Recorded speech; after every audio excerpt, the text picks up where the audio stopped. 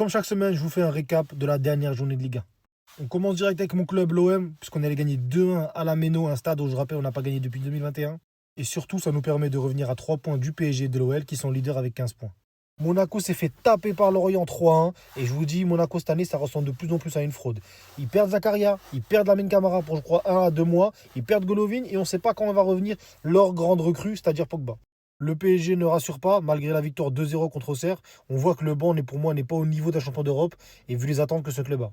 0-0 dans ce duel de bas de classement entre Metz et Le Havre, et Metz qui en 6 matchs a toujours 0 victoire, je le rappelle. Le Paris FC sort encore un très bon résultat en allant faire match nul à Nice. Du côté de Nice, ça commence à puer puisqu'on est sur le 3e match sans victoire de suite. Sachant que tu vas jouer 2 matchs à l'extérieur, au Fener et à l'AS Monaco dans le derby. Autre duel du bas de tableau pour le maintien entre Toulouse et Nantes. 2-2, personne n'en sort gagnant puisque les deux équipes sont en méforme. Aucune victoire sur les 3 derniers matchs pour les deux équipes. Brest reprend des couleurs après un début de saison catastrophique. Ils enchaînent leur 2e victoire de suite à Angers. Lens a été réduit à 10 à la 2e minute et ils ont fait un meilleur match que Rennes à Rennes. C'est vous dire la performance des Lensois hier. La légende Flotov qui finit homme du match, c'est logique, je vous ai prévenu, c'est un top joueur. 15 points sur 18 pour l'OL. Qui aurait cru en début de saison? L'Olympique Lyonnais reste leader avec le PSG et réalise le gros coup en allant gagner à Pierre-Mauroy contre Lille. 3e victoire de suite aussi pour l'OL et surtout ils mettent fin à la série de 60 matchs de suite avec au moins un but marqué pour Lille à domicile.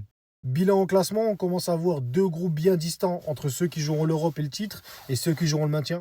Uniquement 3 points séparent Rennes 8e de Marseille 3e et 2 points séparent Toulouse 10e de Angers avant-dernier. C'est très serré. 7e journée, il y aura des gros matchs. Comme vous le voyez, d'abord, il y aura un derby entre 2 promus, Paris FC contre Lorient. On aura 2 gros chocs, le derby du Sud, Monaco-Nice et Lille-PSG dimanche soir. Et on aura un match intéressant que je vais suivre personnellement, c'est-à-dire Marseille qui se déplace à la Lanterne Rouge à Metz.